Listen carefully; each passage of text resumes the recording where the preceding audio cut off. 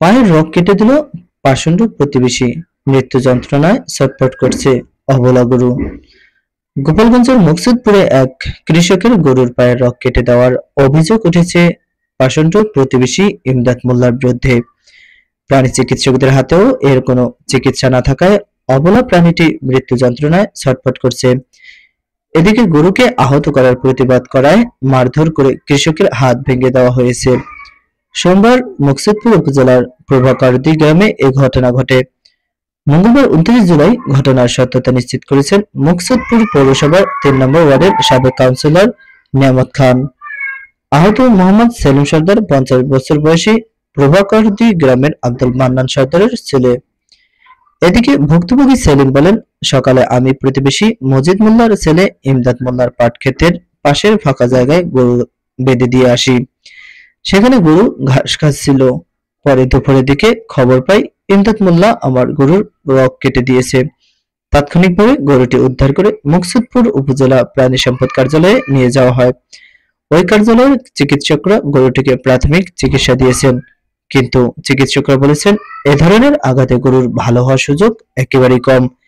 এ বিষয়ে জানতে গেলে ইমদাদ মোল্লা ও তার ছেলেরা পিটিয়ে আমার হাত ভেঙে দিয়েছে।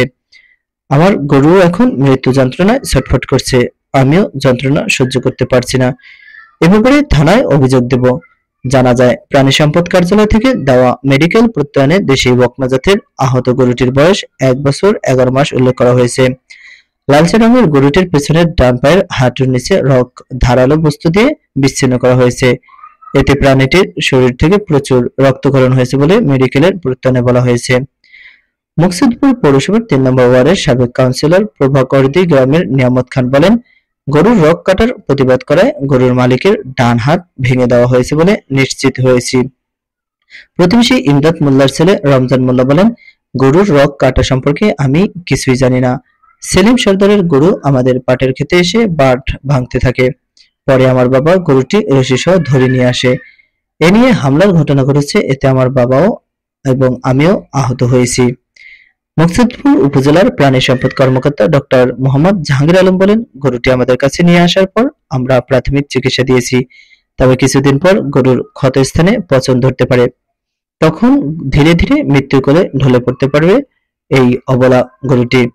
মানুষের রগ লিগামেন্ট কেটে গেলে চিকিৎসার ব্যবস্থা আছে, সঠিক চিকিৎসা পেলে মানুষ সুস্থ হয়ে ওঠে। কিন্তু বাংলাদেশে গরুর রগ কাটা গেলে এখনো আধুনিক চিকিৎসার ব্যবস্থা করা সম্ভব হয়নি। রগ কাটা গরুর চিকিৎসা আমাদের কাছে নেই। এ বিষয়ে মুকসুদপুর থানার ওসি মোস্তফা কামাল বলেন, ঘটনার বিষয়টি আমরা শুনেছি, তবে এখনো কেউ অভিযোগ দেয়নি। অভিযোগ পেলে তদন্ত করে পরবর্তী ব্যবস্থা গ্রহণ করা হবে। Aminul Islam, AI media.